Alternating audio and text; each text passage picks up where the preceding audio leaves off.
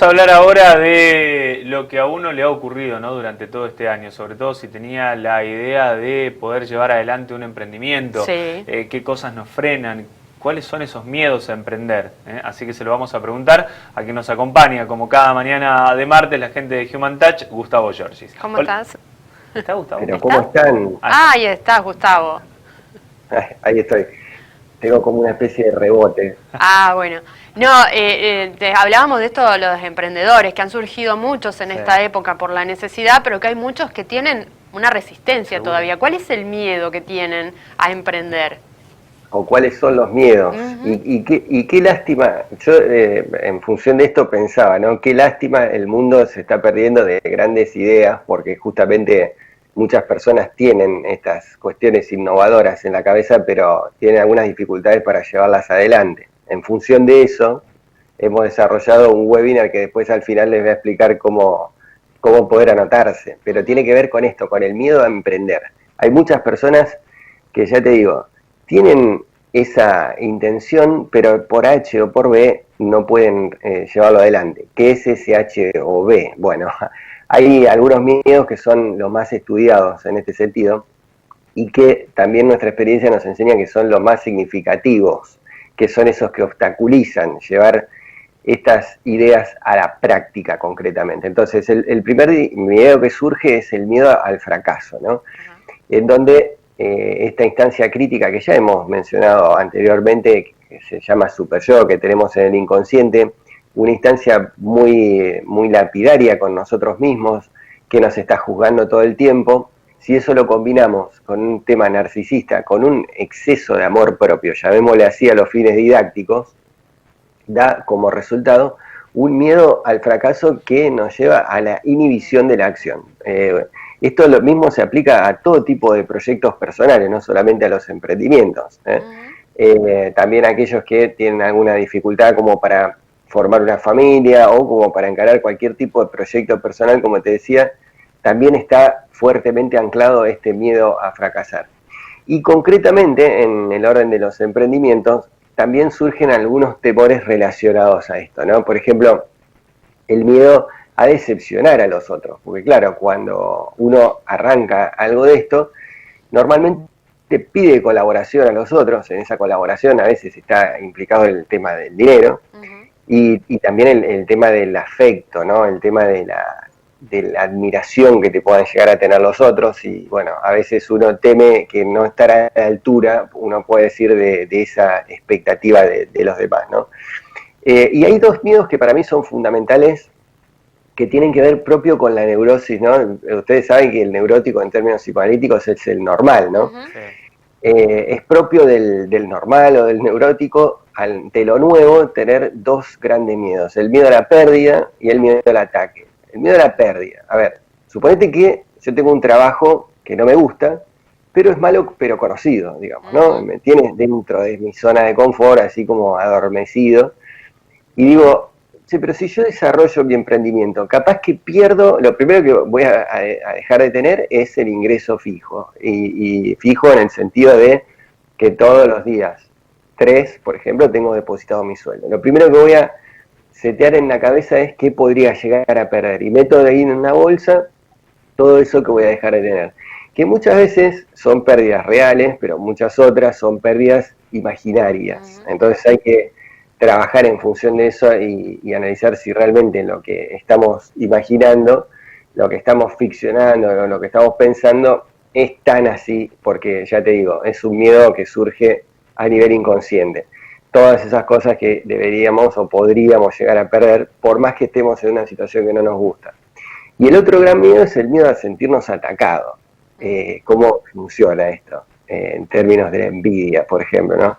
No, yo no voy a desarrollar mi emprendimiento porque resulta que si pongo un negocio se va a enojar el vecino de acá a la vuelta que tiene algo parecido conmigo, entonces va a empezar a pelearme y me va a envidiar, y capaz que en una de esas, si me va bien, también me generaría un problema, porque viste que yo tengo un cuñado que por ahí me envidia. Bueno, todas estas cuestiones un poco hermanadas de lo que te decía antes de miedo a la pérdida, pero en este caso se llama miedo al ataque y fue definido muy bien por Melanie Klein y cuando hablaba de ansiedades de tipo paranoide. Bueno, a ver, conclusión, una vez que vos tenés más o menos mapeado esto de los principales miedos o temores comunes, bueno, yo voy a tratar de mostrarte en este webinar la forma de sortearlo, ¿no? Claro, que Hay es lo más importante, Sí. porque una vez se dice yo este lo tengo, este lo tengo, Sí. este lo tengo, Pero, ¿qué hago ahora?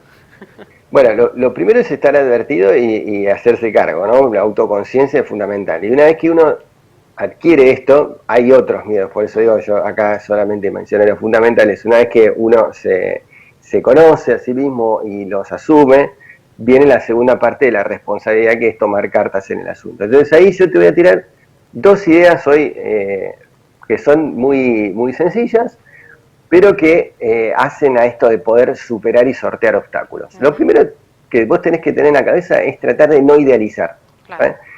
Tratar de no idealizar el proyecto en sí mismo. Vos tenés que pensar, tenés que tratar de imaginar que tu proyecto es imperfecto por naturaleza, lo cual no significa que sea malo.